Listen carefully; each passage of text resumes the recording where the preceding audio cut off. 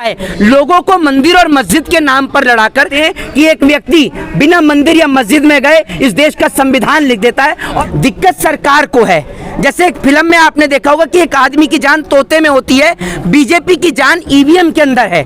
EVM machine मेरे घर में तो रहती नहीं है कि उसके सारे पार्ट्स खोल के मैं रोज देख लूंगा कि तमाम पार्टियां भी इस बात को कह रही हैं कि ईवीएम में गड़बड़ होती है। देखिए, आज मैं एक बात आपको बता देता हूं, आप उस सदी में रहते हैं जिस सदी में आप धरती से बैठकर चांद तक कांटेक्ट कर सकते हैं। आप उस सदी में जी रहे हैं जिस सदी में एक व्यक्ति एक देश से बैठकर दूसरे देश का बैंक अकाउंट हैक कर लेता है। तो एक मशीन का हैक होना तो एक बहुत छोटी सी चीज है, और वो भी एक ऐसी मशीन जिसके अंदर तमाम चीजों का प्रयोग हो रहा है। आज की डेट में आपका मोबाइल फोन हैक होता है, आपका बैंक अकाउंट हैक होता है, तो ईवीएम हैक हो गया तो कौन सी बड़ी बात है। ईवीएम हैक हो सकता है, लेकिन इलेक्शन कमीशन उसमें बोलता है कि आप हैक करके दिखाइए।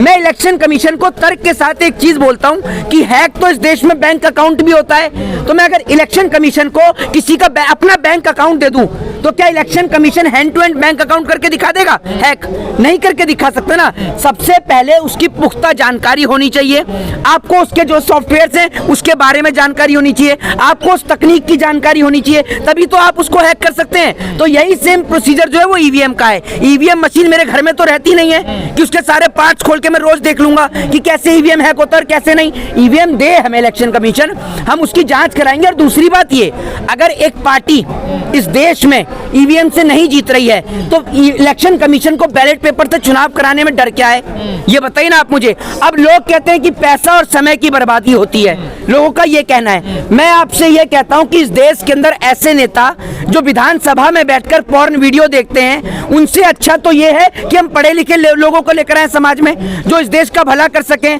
हम उन तमाम किसानों को, उन तमाम डॉक्टर्स को, इंजीनियर्स को, एडवोकेट्स को अपने देश की पार्लियामेंट में बिठाएं जो इस चीज को समझ सकें।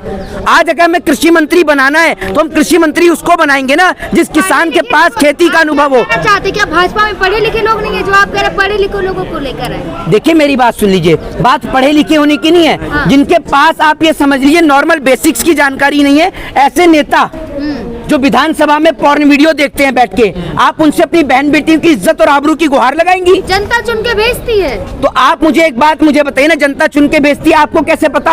आपको कैसे पता जनता चुन के भेजती है? एक बात मुझे बताइए, तमाम इलेक्शंस के दौरान कभी ईवीएम सड़कों पर पाया जाता है, कभी रोड पर पाया जाता है, कभी कब्रिस्तान में पाया जाता है। मुर्दे भी वोट डालते हैं क्या? दिक्कत क्या है चुनाव आयोग को? जी, दिक्कत क्या है चुनाव? दिक्कत चुनाव आयोग को नहीं है, दिक्कत सरकार को है। जैसे एक फिल्म में आपने देखा होगा कि एक आदमी की जान तोते में होती है, बीजेपी की जान ईवीएम के अंदर है। अगर ईवीएम नहीं तो बीजेपी नहीं। आप मुझे ये बताइए ना, आज देश की स्थिति क्या है? आज देश के ऊपर बढ़ते कर्जे को देखिए, देश में बढ़ती महंगाई को देखिए, बेरोजगारी को देखिए, शिक्षा का आलम देखिए। इस देश में क्या है? लोगों को मंदिर और मस्जिद के नाम पर लड़ाकर, जाति और धर्म के नाम पर लड़ाकर कौन इस देश में फायदा उठा रहा है? इस देश का बच्चा बच्चा जानता है कि अंग्रेजों ने इस देश पर कब्जा किया, हिंदुओं को मुसलमान से लड़ाकर, मुसलमान को हिंदू से लड़ाकर। आज वापस से उसी गलती को आप और हम दोहरा रहे हैं। हम आपस में ही तो लड़ रहे हैं। अगर आपस में लड़ने से इस देश का कोई भला होता हो तो आप मुझे बताइए, लेकिन अगर हम लोग यूनिटी के साथ रहते हैं और भारतीय होने के नाते एक साथ मिलकर लड़ते हैं तो देखिए हमारा देश कैसे डेवलप करेगा। लड़ाई हथियारों की नहीं होती है, आज की डेट में लड़ाई है डेवलपमेंट की। लेकिन आप देख लीजिए भारत की स्थिति क्या है, आज भारत की इकोनॉमिकल कंडीशन देख लीजिए। कहीं ऐसा ना हो कि साल 2026 तक ये देश आर्थिक दिवालिया घोषित हो जाए। कोई बड़ी बात नहीं है, क्योंकि इस देश का एक बड़ा तबका मंदिर और मस्जिदों के नाम पर, हिंदू और मुसलमान के नाम पर पागल हुआ पड़ा है। अपने बच्चों को स्कूलों में भेजने के बजाय वो अपने बच्चों को जो है वो आरएसएस में और बजरंग दल में भेज रहा है। आप तमाम लोगों के माध्यम से एक छोटा सा सवाल करता हूं कि आरएसएस, बजरंग दल या विश्व हिंदू परिषद की रैली में जाने से पहले इस कमेंट बॉक्स में उस नेता का नाम जरूर लिखिएगा, उस मेंबर ऑफ पार्लियामेंट का नाम जरूर लिखिएगा जिसका बेटा आरएसएस में जाता हो, सुबह उठकर बजरंग दल में जाता हो या विश्व हिंदू परिषद में जाता हो। तो इसका जवाब है नहीं।